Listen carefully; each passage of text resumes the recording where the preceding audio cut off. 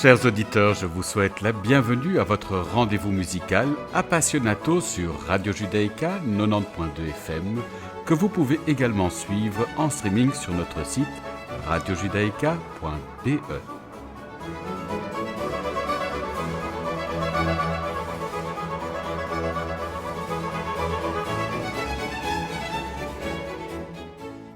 Nous avons l'immense plaisir d'accueillir aujourd'hui Dominique Corbiot qui vient nous présenter son nouvel album Vaghi Fiori. Bonjour Dominique. Bonjour Frédéric. Alors je résume votre parcours, vous abordez la musique dès l'âge de 4 ans par l'apprentissage du piano après un passage au chœur d'enfants de la radio-télévision belge. Vous êtes admis au Conservatoire de musique de Liège et poursuivez votre formation au Conservatoire de musique de Mons, auréolé de 3 premiers prix, chant-concert, musique de chambre et chant-opéra. En 2003, vous obtenez également un premier prix d'art lyrique au Conservatoire royal de musique de Bruxelles. Depuis, vous vous produisez en concert dans des lieux prestigieux, aussi bien en Belgique qu'à l'étranger, et en compagnie de nombreux ensembles et orchestres dans un large répertoire allant de la musique ancienne aux créations de musique contemporaine en passant par l'opéra et la musique de film. En 2008, le grand public vous découvre grâce à Memoria, un album de pièces originales, fruit de votre collaboration musicale avec le compositeur français Cyril Orcel. On peut également entendre votre voix dans de nombreuses bandes originales, dont certaines ont été primées lors de grands festivals. Quelques années plus tard, paraît Profano e Sacro, un récital discographique en compagnie de l'ensemble La Cetra d'Orfeo, dirigé par Michel Kustermans. Cet enregistrement, consacré à des airs d'opéra et d'oratorio d'Alessandro Scarlatti, reçoit un accueil enthousiaste de la part du public et de la presse. Sur scène, vous avez le talent de concevoir régulièrement des spectacles au visuel soignés et créant la plupart du temps une passerelle entre les différentes disciplines artistiques. C'est dans cet esprit que vous fondez les ensembles La Camerata Spherica et Sphera Artefact. Ces dernières années, vous vous êtes lancé dans l'écriture et l'interprétation théâtrale en signant 3 spectacles mêlant théâtre parlé et musique. Les Fruits du Monde, Les Arcades équivoques et Il Teatro alla Moda. Je vous propose de débuter notre entretien par un petit voyage dans le temps avec Memoria de Cyril Orcel, interprété donc par notre invité Dominique Corbiot.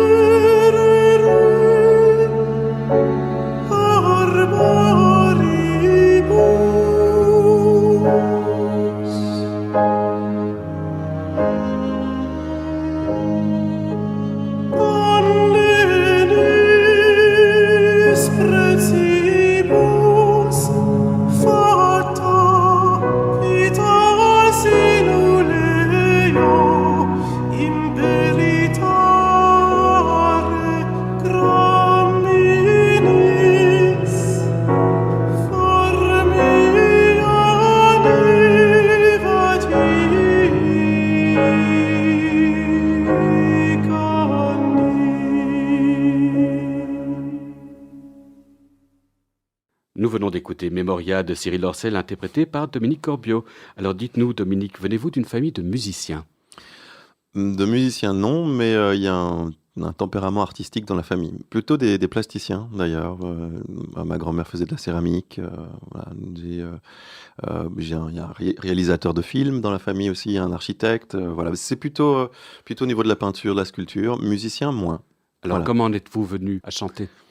Alors, si on n'est pas musicien dans la famille, en tout cas, il y a un amour de la musique, ça c'est clair. Et ma mère écoutait beaucoup de musique classique, et notamment quand elle était enceinte. Alors, je ne sais pas s'il y a une cause à effet, mais... Et c'est mais elle en qui tout- vous a inscrit au cours de chant ? Non, mais par contre, c'est elle qui a insisté pour que je rentre au chœur d'enfants de la RTBF. La maîtrise de la RTBF à l'époque, c'était Evelyne Dasnois qui était la directrice de la maîtrise. Et voilà, je chantais beaucoup, mais voilà, je le faisais pas sérieusement. Et ma mère m'a dit, bon, mais peut-être que voilà, on va essayer d'un peu donner un cadre à tout ça. Et elle m'a fait rentrer, je crois que j'avais 9 ans et demi, quelque chose comme ça. Et sinon, c'est vrai que pendant les cours de solfège, une de mes premiers professeurs de solfège, Gladys Van Overberg, était soprano et on chantait beaucoup, on faisait des mises en voix avant de commencer les cours de solfège et tout ça m'a familiarisé avec ce monde du chant lyrique et j'avais des prédispositions et un goût pour ça apparemment. Est-ce que c'est Gladys qui a découvert votre talent? En tout cas, c'était la première confrontation avec une voix lyrique. Si ce n'est avant, enfin, c'est vrai que quand j'avais 5 ans, ma grand-mère m'avait emmené à l'opéra voir Don Giovanni avec José Van Damme. Et là aussi, mais c'était beaucoup plus jeune, donc on savait que j'aimais bien la musique, mais ça n'avait pas été plus loin. Et c'est vrai que les cours de solfège, là, ça devenait des leçons. J'apprenais la musique de manière plus sérieuse. Et oui, je pense que sans doute que si ma mère n'avait pas, parce qu'à ce moment-là, je faisais tout, mais je ne persévérais dans rien. Voilà, j'aimais plein de choses et ça allait un peu dans tous les sens. Et c'est vrai que c'est ma mère qui m'a dit, bon, bah, écoute, quand tu aimes quelque chose, essaie au moins d'un petit peu aller plus loin, parce que je faisais de la flûte traversière, du piano, et j'avais un peu tendance à faire 1 an et puis dire, oh non, je veux plus. Et là, elle m'a dit, non, maintenant tu t'y tiens, tu fais au moins 1 ou 2 ans pour savoir si vraiment ça te plaît, si on peut faire quelque chose. Et voilà, donc j'ai persévéré, heureusement, apparemment. Absolument. Et alors, quels étaient les héros musicaux de votre jeunesse? Alors, il y a une fameuse liste. Bon, bah alors José Van Damme est clairement la première confrontation avec le monde de l'opéra. Et puis dans les contre-ténors, évidemment, René Jacobs, ça c'est sûr, puisque un autre choc, je suis pas le seul, hein, ça peut paraître un peu bateau, mais le Stabat Mater de Pergolèse avec René Jacobs et Sébastien Heiny, qui était un jeune garçon soprano. Et je crois que ça a été important parce que c'était un peu la fusion de la voix que j'avais puisque j'étais un jeune garçon soprano à ce moment-là et la voix de contre-ténor que j'allais devenir plus tard. Enfin, je pense que la voix de contre-ténor, sans que ce soit très conscient, a éveillé quelque chose en moi. J'avais une sorte de familiarité, comme de réminiscence parfois, sans vouloir être ésotérique, mais c'est un répertoire qui naturellement me parlait, où je comprenais le style, le phrasé, par exemple, tout ce qui est ornementation qui est très typique de cette époque-là, j'ai jamais dû apprendre. C'est quelque chose qui était assez inné. Et voilà, donc c'est sûr que René Jacobs, et puis après ça, Gérard Laine, j'ai écouté pendant toutes les années 90, 90, enfin 90, les CD il en sortait chez Virgin, tous les X, et c'était des merveilles à chaque fois, une découverte de répertoire, et puis une beauté de voix extraordinaire. Marilyn Horne aussi, puisqu'elle avait, elle avait un côté un peu, peut-être pas la même rigueur historique, mais elle avait le côté démesuré qu'on pouvait retrouver dans cette musique des C'est une castrats. mezzo-soprano américaine. Voilà, un mezzo-soprano avec une technique coloratura. Oui, c'est ça. Et hallucinante. elle avait quelque chose d'assez androgyne, puisqu'elle avait un grave tonitruant. Et c'est vrai que j'ai longtemps, quand je m'imaginais une voix de castrat, dans son côté démesuré, l'étendue, les flots de vocalises, la largeur, c'était Marilyn Horne. Euh, John Sutherland, beaucoup aussi. Kirite Kanawa. Donc, John Sutherland, une soprano. Oui, excusez-moi, Colorature. oui, et puis Kirite Kanawa aussi, qui est une soprano plus lyrique, mais que je trouvais qu'il y avait enfin, quand j'étais jeune, dans la voix. oui, c'est ça, elle avait une sorte de plastique vocal extraordinaire avec cette voix suspendue, notamment dans Strauss, qui est pas du tout mon répertoire, mais je trouve qu'elle chantait ça avec une sorte d'évidence et un côté complètement, comment dire, en même temps désincarné et en même temps une sorte de sensualité dans le timbre. Il y avait ça, et puis René Fleming aussi, un peu plus tard. Plus tard déjà, oui. Oui. Voilà, ça c'est pour Et les alors, gens que dites-nous, j'écoutais beaucoup. quels sont les défis pour construire et conserver une voix de contre-ténor? Je crois s'il y en avait une recette, s'il y en a quelqu'un, si un de mes Quelle est collègues. votre recette? Alors, alors j'en ai pas. On essaye de faire, c'est une voix qui est, le placement est un peu artificiel, ça c'est certain. C'est pour ça qu'on parle de construction, une voix construite. Oui, c'est vraiment une voix construite. Et le côté artificiel donne une certaine fragilité aussi à l'instrument, puisque voilà, on chante en voix de tête, même si on utilise toute une partie des résonateurs pour amplifier cette voix, pour lui donner du timbre, de la couleur. C'est une voix qui est plus fragile qu'une voix pleine, qu'une voix de poitrine, où on peut se permettre peut-être de sortir un peu plus, boire un petit verre, pour les plus hardis, fumer quelque chose, mais une voix de contre-ténor, non, on attend ce funambulisme, cette pureté, et tout ça avec une sensation de facilité. Dès que la voix n'a pas l'air facile, dès que ça a l'air justement construit, la magie ne prend plus, et on se dit, ah, c'est un peu étrange. Donc c'est une voix qui est sur le fil entre quelque chose qui fascine, qui émerveille et qui peut déranger parce qu'elle a un côté artificiel. Donc on est tout le temps voilà, en train de... C'est du funambulisme. Et donc voilà, après le répertoire est splendide et puis voilà, je crois que je dois aimer aussi le fait de provoquer cette émotion particulière. Alors il y a des gens qui adorent, qui sont fanatiques, il y a des gens qui détestent et qui ne peuvent pas supporter ce type de voix, mais au moins ça ne laisse pas indifférent. Et donc je crois que c'est peut-être ça que j'aime bien aussi. Eh bien, nous allons vous écouter à présent dans la cantate Voi giungeste o vaghi fiori, donc d'Alessandro Scarlatti. Donc notre invité Dominique Corbiot est entouré de son ensemble, la Camerata Sferica.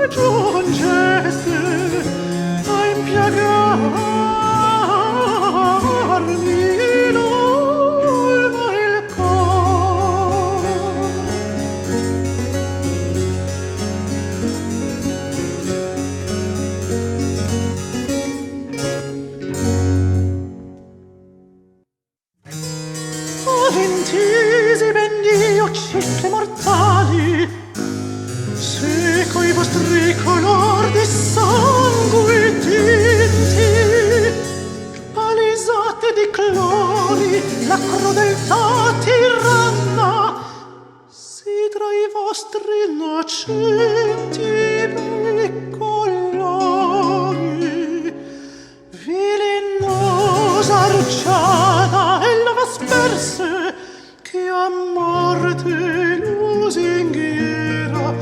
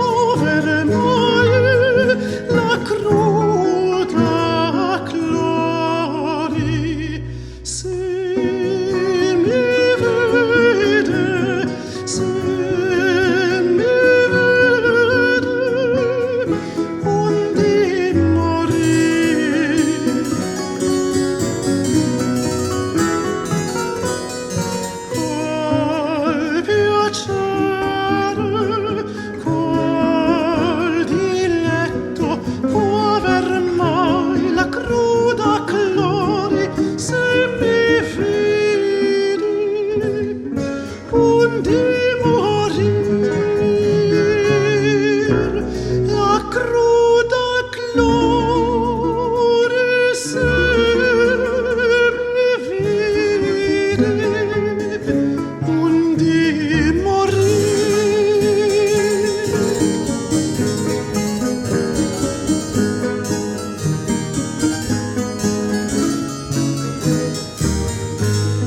sed a morte al fido petto sed a morte al fido petto si vedrà da tutti i cori apparita poi fuggì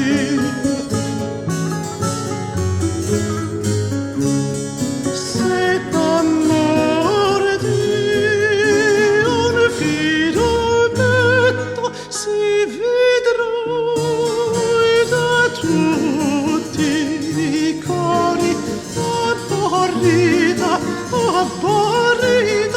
poi fuggì apparita poi fuggì quale piacere, qual diletto, può avere mai la cruda Clori, se mi vede, se mi vede, un di morire.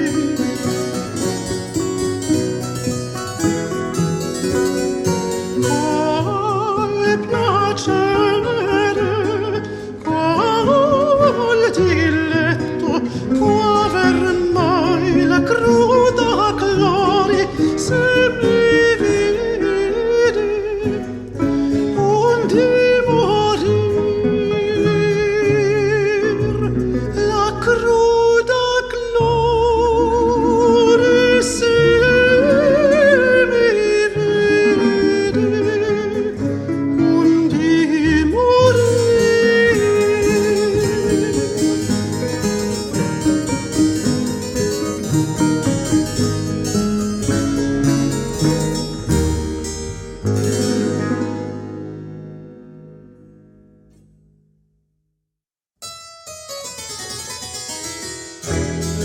sì, tornati a lei, fiori vezzosi, irrimirando in voi sua fragil sorte, scorga che forse il rapitor dell'ore, impina del rigor di sua fierezza, può ricevere il fior di sua bellezza.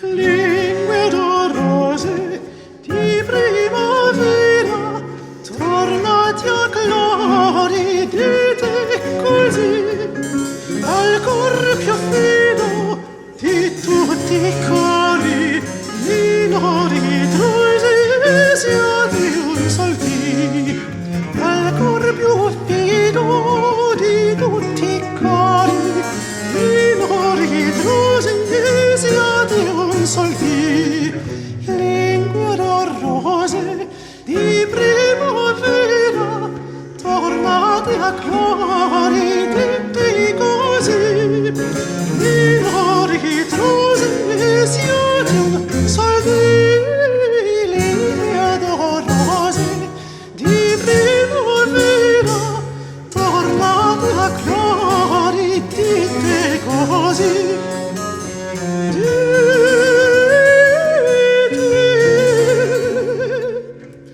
Dite così. Vous êtes sur Radio Judaïka et vous écoutez Appassionato, votre rendez-vous musical, la cantate Voi giungeste o vaghi fiori d'Alessandro Scarlatti. Notre invité, Dominique Corbiot, était entouré de son ensemble, la Camerata Sferica. Alors Dominique, vous venez nous présenter un nouvel album intitulé Vaghi fiori, dont nous venons d'écouter un extrait. Comment avez-vous conçu son programme ? Alors, c'est un album qui tourne de cantate pastorale, en fait. Donc, la cantate pastorale, c'est vraiment une forme très en vogue à cette époque-là. Donc, on se base sur l'Arcadie, qui était cette espèce d'endroit mythologique de la Grèce antique où la nature était parfaite, c'est rempli de petites nymphes charmantes et de bergers qui courent partout. Il y a évidemment des tas d'histoires d'amour et souvent les bergers, les nymphes ont des amours un peu malheureuses et donc ils se confient à la nature qui est environnante et c'est l'occasion de parler aux ruisseaux, aux oiseaux et tous ces échanges permettent des espèces de comparaisons allégoriques et poétiques et évidemment dans cette nature il y a beaucoup de fleurs. Et en faisant des recherches, c'est souvent comme ça que je conçois mes programmes. En général, je ne pense pas à un programme en particulier, mais en faisant des recherches pour autre chose, je découvre de la chouette musique. Et là, j'avais remarqué qu'il y avait effectivement pas mal de cantates sur le thème des fleurs. Et les fleurs ont vraiment aussi un sens poétique très très important. Et donc, c'était utilisé notamment la rose pour l'amour passionné, mais si elle est blanche, c'est l'amour plus dans la pureté. Même chose pour le lys, qui est plutôt aussi le symbole de l'amour noble, l'amour conjugal. Il y a le tournesol aussi, qui est en fait la nymphe Clytie, qui a été conduite par le soleil, le dieu Hélios, et donc qui est malheureuse et ne fait que le regarder la course du soleil, et à force de se dessécher, devient un tournesol. Donc voilà, toutes ces légendes, tous ces récits qui sont souvent dans les métamorphoses, comme Narcisse par exemple aussi, donnaient lieu à de très belles poésies et donc de la musique inspirée par ces poésies. Et je me suis dit, voilà, si on sort un album, je pensais à des festivals d'été aussi, avec aussi la possibilité de proposer un programme avec une plus petite formule instrumentale, seulement de continuo, et voilà, quelque chose de frais, voilà, avec de belles mélodies. En général, je suis très sensible c'est une musique qui peut parfois dans les cantates de chambre être très intellectuelle, puisque c'était aussi les cantates de chambre permettaient aux compositeurs c'était un laboratoire musical, permettait de voir ce qui allait fonctionner, d'élaborer des choses qui allaient après être éventuellement utilisées dans les opéras ou des formes plus importantes. Et donc, et en même temps, outre ces cantates qui peuvent être parfois très intellectuelles et très sérieuses, il y avait ces petites friandises musicales. Et c'est plutôt vers ce répertoire-là que je me suis orienté. Et ce qui est joli avec ces cantates, c'est que chaque fois, c'est comme une petite histoire, c'est comme un mini-opéra. Il y a un récit qui est raconté. Et donc voilà, donc j'ai choisi parfois des cantates entières, ou alors des extraits de cantates plus importantes où un air me plaisait particulièrement et j'avais pas nécessairement envie de faire toute la cantate, mais je me dis là, cet air, il me parle. Et donc voilà. Et donc point de vue de l'effectif instrumental, donc c'est uniquement du continuo. Donc il y a le violoncelle, c'est Édouard Catalan, au clavecin Raphaël Collignon, et puis il y a 2 cordes pincées parce que j'avais envie de donner ce côté très ensoleillé, très méditerranéen. Donc il y a Peter Turns à l'archiluth et Fabrice Holwood qui joue tantôt le théorbe, tantôt la guitare baroque. Et voilà, et c'est vrai que ces cordes pincées donnent une couleur très légère, très, voilà, comme je disais, ensoleillée, méditerranéenne. Oui, italien. Très italienne, absolument. Alors, comment dénichez-vous ces partitions ? Mais alors, j'ai commencé à l'ancienne, au départ, on allait en bibliothèque. Alors maintenant, on a la chance d'avoir beaucoup de choses qui sont en ligne. Disponibles en ligne, donc on ne doit pas toujours courir l'Europe pour aller à Naples ou je ne sais où pour trouver les manuscrits autographes de ces cantates italiennes. Donc une partie, j'avais déjà dans mes réserves de recherche antérieures, et puis j'ai trouvé pas mal de choses sur Internet. Alors ce soir, avis aux amateurs, vous produisez au Cercle Gaulois pour un concert de gala dont le titre s'intitule Il Trionfo della Pace, le triomphe de la paix, et qui, outre la cantate éponyme, comprendra d'autres œuvres de Handel. Pensez-vous que la musique puisse jouer un rôle politique ? En tout cas, La musique, enfin l'art en général, peut vraiment ouvrir des portes, des alternatives, des visions différentes qui peuvent, à mon sens, donner des solutions. Simplement parce que l'art en général fait réfléchir, demande parfois une introspection, permet aussi d'ouvrir le côté émotionnel, voilà, oui, c'est ça. Ça permet de sortir de ce côté très mental. Tout d'un coup, on fait appel à des choses épidermiques. Et donc, ça permet de court-circuiter certains mécanismes mentaux qui font que malheureusement, on a envie de pouvoir, on a envie d'imposer des choses, on manque de tolérance. Et je trouve que l'art a cette vertu de pouvoir donner un autre chemin. Et la musique, évidemment, sont des vibrations.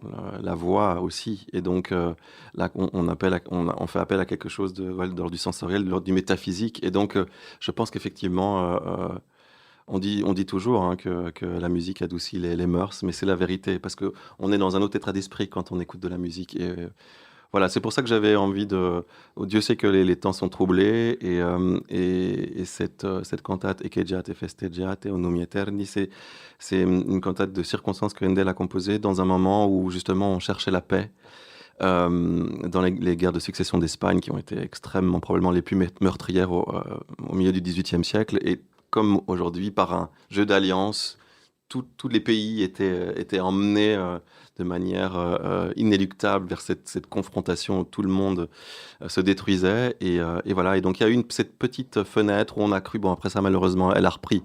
Et puis après ça, les guerres finalement, de succession d'Espagne se sont arrêtées. Mais à ce moment-là, pendant cette fenêtre, Handel a composé une festive où 4 dieux de l'Olympe, Jupiter, Minerve, Junon et Mercure, voilà, demandent justement à tous ces instincts guerriers de se calmer et d'aller vers le chemin de la sagesse, de la vertu.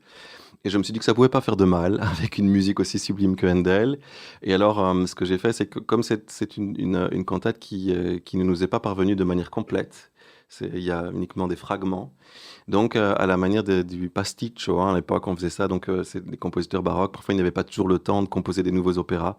Donc, une compilation, un pastiche. Ils faisaient des compiles, des best-of de ce qui avait bien marché, ce qui avait eu du succès. Et ils recomposaient vite fait des nouvelles pièces, soit des opéras, soit des sérénades, des cantates. Ils recyclaient de la matière. D'eux, ou parfois même d'autres compositeurs, parce qu'à cette époque-là, on était beaucoup moins regardant en droit d'auteur. Et donc, c'est ce que j'ai fait. Là, j'ai été vraiment repêché chez Handel et j'ai pris des très beaux extraits d'opéra de la même époque. Donc, c'est le début du séjour de Handel à Londres. Donc, c'est Rinaldo, Amadigi, tous ces opéras de la première période londonienne. Et on a complété, voilà, ces fragments manquants pour essayer de donner une œuvre complète et qui dure aussi suffisamment pour faire un concert en entier. Donc voilà, et je suis entouré de camarades. Donc j'ai Élise Gebele qui chantera Minerve, Aveline Monnoyer qui sera Junon, Grégory de Cerf qui sera Mercure, je chanterai Jove et Jupiter, avec également mon ensemble La Camerata Sferica, un petit ensemble de 5 musiciens. Et donc voilà, c'est l'idée d'avoir un moment festif où on peut simplement s'immerger dans la beauté de la musique de Handel. Alors, pour ceux qui n'auraient pas la chance de vous écouter ce soir, ils auront la possibilité de se rattraper le 2 juillet à Flagey avec un autre concert concept, Cassandre ou le chant des ruines. De quoi s'agit-il? Mais en fait, c'est l'autre versant. Donc, le Trionfo della Pace, c'est le côté paix. Et Cassandre et le chant des ruines, c'est le côté guerre. Donc, je me suis inspiré donc du mythe de Cassandre, donc cette princesse troyenne qui avait reçu d'Apollon le don de clairvoyance. Et donc, qui a vu avant tout le monde arriver la fin de Troie, donc la déchéance de sa famille, la chute de cette grande dynastie. Et donc, personne ne l'a cru, parce que malheureusement, elle avait reçu ce don d'Apollon, parce que Apollon comptait lui la charmer. Et puis, quand elle s'est refusée, il lui a dit, bon, je ne peux pas t'enlever le don de clairvoyance, mais par contre, plus personne ne te croira. Et donc, tu seras la seule à connaître la vérité et personne ne te croira. Et c'est un beau c'est comme un écho de parfois notre incapacité à vouloir voir les choses, même si elles sont là, que ce soit en termes de guerre, de climat, peu importe. Dieu sait pour l'instant que l'humanité est face à des grands défis et malheureusement, un des réflexes, c'est de faire l'autruche. On ne voit pas, ça n'existe pas, il y a un déni. Et Cassandre, c'est ça. Elle avertit et c'est un peu la première lanceuse d'alerte. Et donc j'avais envie de travailler là-dessus et j'ai collaboré avec Pascal Seyss qui est philosophe, qui est également journaliste, qui travaille Musique 3 et qui fait des petites capsules sur les mythes de l'actu où chaque fois elle met en regard un grand mythe grec et elle le met en résonance, en miroir avec l'actualité. Comment est-ce qu'on peut prendre de la sagesse de ces anciens mythes, comment ces mythes ont pu influencer des expressions qu'on a, etc. Et en fait, c'est parce que je l'avais entendu faire toute une série sur les héroïnes de la mythologie. Et j'étais à un moment où, comme Il Trionfo de la Pace, j'avais envie de faire des projets qui avaient sens par rapport à l'actualité. J'avais envie quand les gens viennent écouter, en plus de la belle musique, il y a peut-être matière à réflexion. Et donc, Pascal Sey sera un peu comme le chœur antique. Elle sera la voix, le commentaire, la voix de la sagesse aussi. Et musicalement, je me suis basé sur une cantate de Johann Christoph Friedrich Bach, qui est un des plus jeunes fils de Jean-Sébastien, et qui avait écrit en fait une cantate à un personnage, une sorte d'opéra monologue, à un personnage où Cassandre est vraiment en proie à ses visions et elle voit par avance tout ce qui va se passer, donc toute la guerre de Troie, etc. Et musicalement, c'est extraordinaire, c'est presque cinématographique. Là, le compositeur, donc le fils Bach, a vraiment réussi à illustrer musicalement toutes ces visions, les guerres, le moment où Achille terrasse Hector, le moment où les Troyennes se lamentent, enfin tout, l'arrivée des nefs grecques au large de Troie, tout ça est illustré musicalement de manière saisissante. Alors, la version originale est pour grand orchestre, et là, on m'a proposé une version intimiste pour uniquement clavecin et violon qui m'accompagne.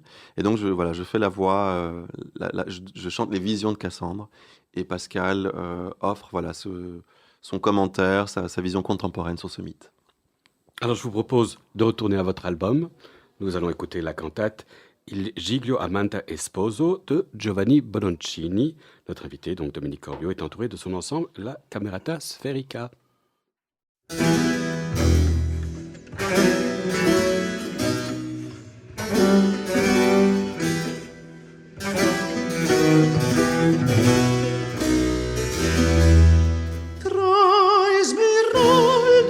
Prato gentile, dopo vado te Giglio spuntò, il Giglio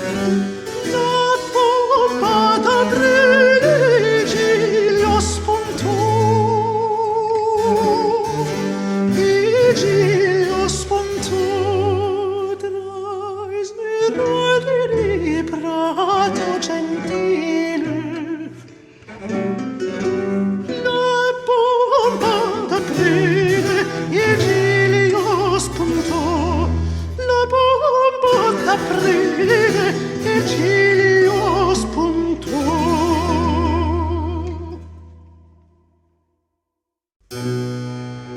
Nel verde stelo assiso, quasi in trono di luce, apre il sembiante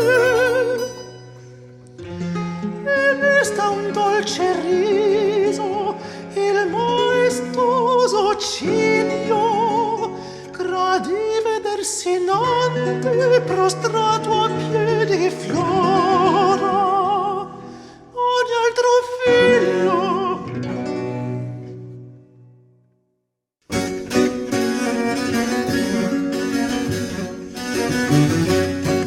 Rimirò la vaga rosa di Berserto cinta il crine. Rimirò la vaga rosa di Berserto cinta il crine. Rimirò la vaga rosa di Berserto cinta il crine. Cinta il crine.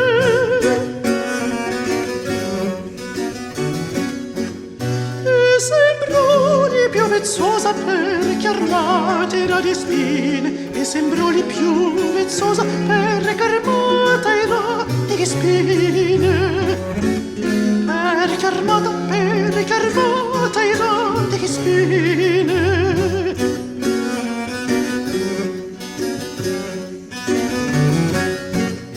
Rimirò una vaga rosa di Berserto cinta crine.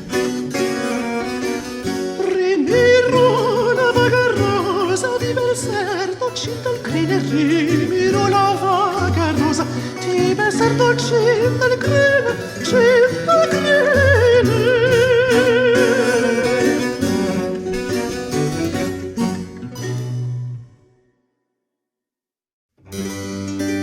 Vide il folle carezzone e se compiacque quel che fu del suo viso amante amato, quel che da londenato anco l'amor del suo trovo nell'acque. Vide pallida e sola, tremante e sbigottita da sì soave e timida viola.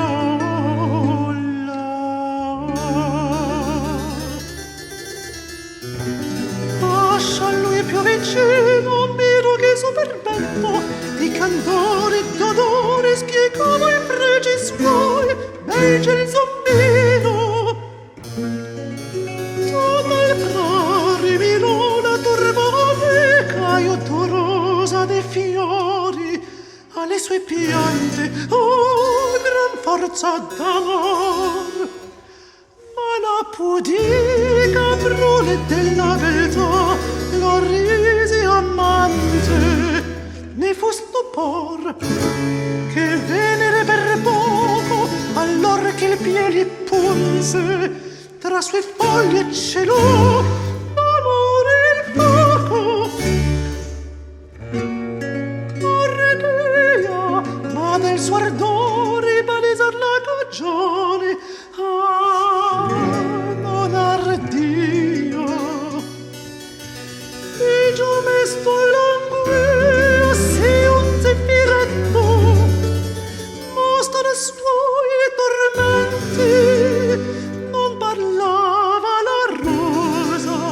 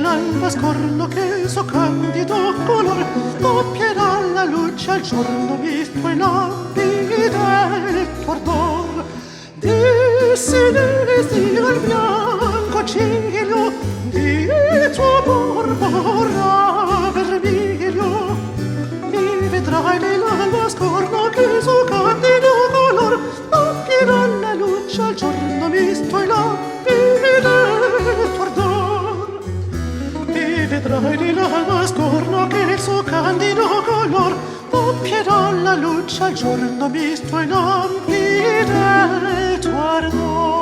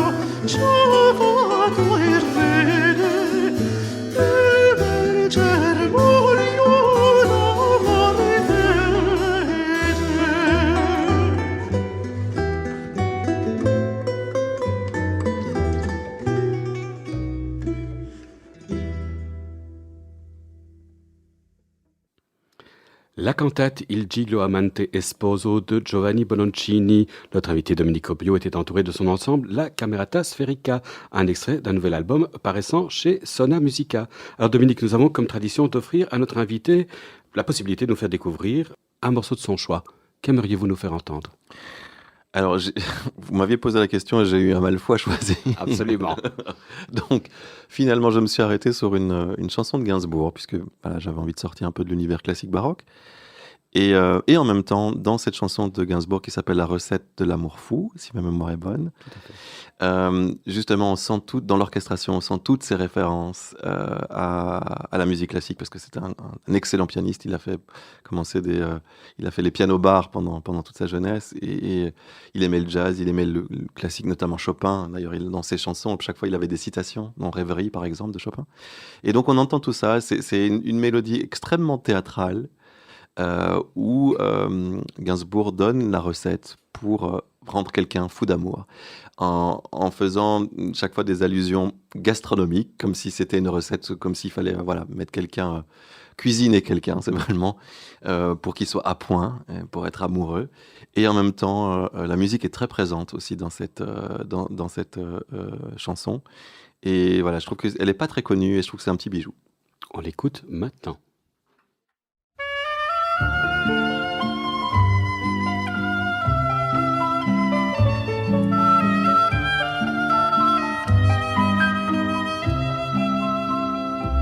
Dans un boudoir, introduisez un cœur bien tendre. Sur canapé, laissez s'asseoir et se détendre. Versez une larme de Porto et puis mettez-vous au piano, jouez Chopin. Avec dédain, égrenez vos accords, et s'il s'endort, alors là, jetez-le dehors. Le second soir, faites revenir ce cœur bien tendre. Faites mijoter 3 bons quarts d'heure à vous attendre. Et s'il n'est pas encore parti, soyez-en sûrs, c'est qu'il est cuit sans vous trahir. Laissez frémir, faites attendre encore, et s'il s'endort, alors là, jetez-le dehors. Le lendemain, il ne tient qu'à vous d'être tendre. Tamisez toutes les lumières et sans attendre, jouez la farce du grand amour. Dites jamais, dites toujours, et consommez sur le canapé. Mais après les transports, ah, s'il s'endort, alors là, foutez-le dehors.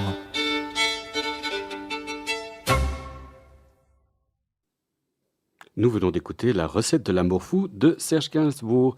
Il s'agissait du choix de notre invité Dominique Corbiot. Votre émission de musique classique Appassionato touche ainsi à sa fin. Merci beaucoup Dominique d'avoir accepté notre invitation. Oui, merci beaucoup. Et je veux dire que pour tout ce qui est information par rapport à mon actualité, sur mon site dominiquecorbiot.com, tout s'y trouve, les liens pour réserver, notamment pour Musique 3 ou pour le concert de ce soir également, tout est disponible.